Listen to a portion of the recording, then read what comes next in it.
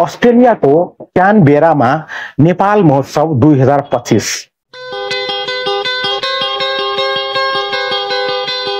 अब दर्शकबिन सुन्नुहोस्, अस्ट्रेलियाको राजधानी क्यानबेरामा आयोजित नेपाल महोत्सव 2025 सफलताका साथ सम्पन्न भएको छ।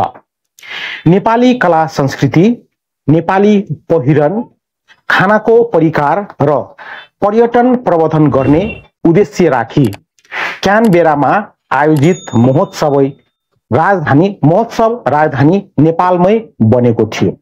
कति गजब रहेको छ। अर्को देशमा पनि नेपालमै बनेको थियो महोत्सव है। कमनवेल्थ पार्कमा आयोजित महोत्सव अन्तर्गत क्यानबेराको सिविकको गरिमा प्लेसबाट बिहान 10:30 बजेदेखि सुरु भएको प्रभात फेरी नगर परिक्रमा गरी कमनवेल्थ पार्कको स्टेज 88 मा पुगेर टुङ्गिएको थियो।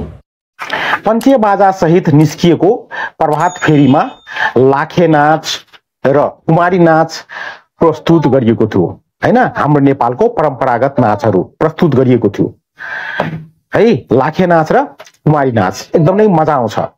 सो अवसरमा अस्ट्रेलियाका लागि नेपाली राजदूत चित्रलेखा यादव लगायत अस्ट्रेलियामा रहेका विभिन्न नेपाली संघ संस्था, स्थानीय अस्ट्रेलियालीहरूको समेत उल्लेखनीय उपस्थिति रहेको थियो यो कार्यक्रममा है।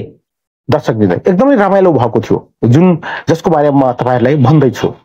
त्यसैगरी राजदूत यादवको प्रमुख आतिथ्यमा भएको औपचारिक कार्यक्रममा अस्ट्रेलियाली सरकारका अर्थमन्त्री केटी गलागार, केन्द्रीय सांसद डेभिड स्मिथ, कूटनीतिक नियोगका प्रमुखहरू, अस्ट्रेलियन क्यापिटल टेरिटोरी राज्य सरकारका बहुसांस्कृतिक मन्त्री माइकल पेटरसन र त्यस्तै गरिकन यातायात मन्त्री क्रिस स्टिल लगायत उच्च पदस्थ अधिकारीहरूको उपस्थिति रहेको थियो।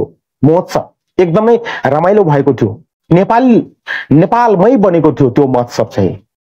महोत्सवमा विभिन्न सांस्कृतिक कार्यक्रम सहित नेपाली कला संस्कृति झल्काउने प्रदर्शनी, नेपाली खानाका फूड स्टलहरू, बालबालिकाहरूका लागि चित्रकला राखिएको थियो। नेपाली पहिचानलाई विश्वमाझ पुर्याउने अभियानका रूपमा सन् 2009 देखि गैर आवासीय नेपाली संघ अस्ट्रेलियाले नेपाल महोत्सव आयोजना गर्दै आएको अध्यक्ष अनिल पोखरेलले बताए। अस्ट्रेलियाका लागि नेपाली राजदूत यादवले क्यानबेराको नेपालले राम्रो गरिरहेको र नेपाली समुदायले नेपाल र नेपालीलाई गर्वको महसुस गराएको बताए। यो जानकारी रहेको छ साथीहरु।